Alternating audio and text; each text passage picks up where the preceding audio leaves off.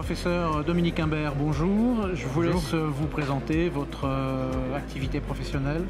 Donc, je suis Dominique Imbert, je suis cardiologue interventionnel à l'hôpital Bichat et je m'occupe en particulier du programme d'intervention structurelle, donc TAVI et intervention valvulaire percutanée.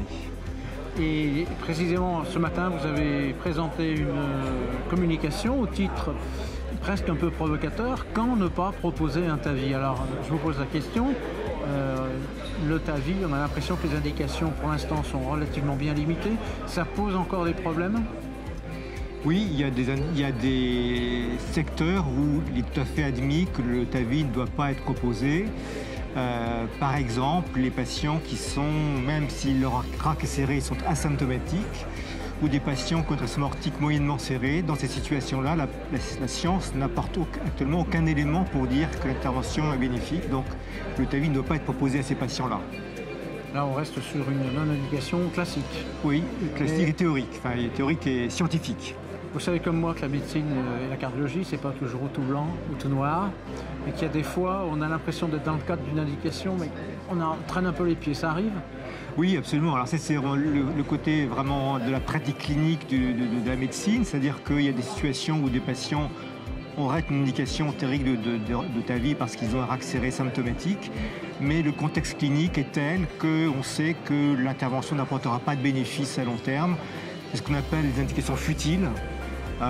Par exemple, des patients qui ont des comorbidités très lourdes, qui ont des cancers évolués, des démences ou des mobilités très réduites. On sait qu'on n'améliorera pas ni la durée de vie, ni la qualité de vie de ces patients. Et dans ces conditions, je pense que le TAVI ne doit pas être proposé non plus.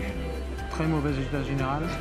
Oui, fragilité, ça s'appelle la fragilité des patients, quand ces patients sont très fragiles. Et encore une fois, quand on pense que l'intervention qui n'est pas sans risque ne va pas apporter de bénéfices pour le patient en termes de qualité de vie, je crois qu'il ne faut pas le proposer.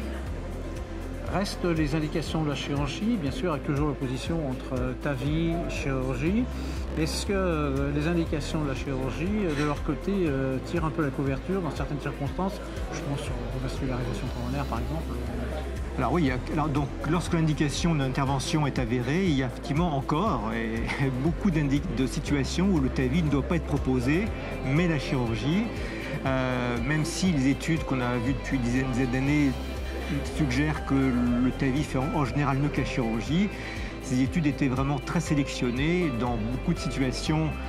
Par exemple, en Partner 3, on a vu que presque un tiers des patients proposés à la randomisation étaient exclus pour des raisons anatomiques. Donc il y a beaucoup de raisons anatomiques qui font penser que le TAVI ne doit pas être indiqué. Par exemple, les bicuspidies qui sont fréquentes chez les sujets âgés, les voies non fémorales, l'intervention par voie non fémorale actuellement n'est pas dans les recommandations du faible risque. Les patients qui ont des coronaropathies associées ou qui ont des risques de pacemaker importants ou qui ont des risques anatomiques liés par exemple aux calcifications de la chambre de chasse qui peuvent créer des complications, des fuites aortiques ou des ruptures d'anneaux, ce sont tout ça des indications anatomiques où le TAVI ne doit pas être proposé, hormis contre-indication chirurgicale formelle. Très bien. Et donc le mot de la fin pour finalement un petit peu une synthèse de ce que vous avez dit ce matin? Alors je crois qu'il faut réserver le TAVI, je n'ai pas parlé de l'âge, mais c'est vraiment un facteur très important parce qu'il y a la croisée des chemins avec l'ensemble des autres paramètres à prendre en compte. Je crois que le TAVI doit être réservé aux patients qui sont à risque élevé ou intermédiaire et chez les patients à risque faible, uniquement aux patients qui ne sont pas trop jeunes, parce que trop jeune, moins de 75 ans, la durabilité des prothèses n'est pas assurée au-delà de 10 ans. Et lorsque l'on est certain que le bénéfice du TAVI va être supérieur à la chirurgie, chez des patients qui ont été parfaitement informés des risques de l'intervention et qui acceptent l'idée d'une réintervention ultérieure, donc sans encore une fois être trop dogmatique, la chirurgie reste encore pour de nombreux cas de figure et encore chez sujets à faible risque une bonne indication. Merci beaucoup. Et puis donc on attend l'évolution de la technique, des indications qui ne manquera pas d'arriver. Sûrement, absolument. Merci beaucoup.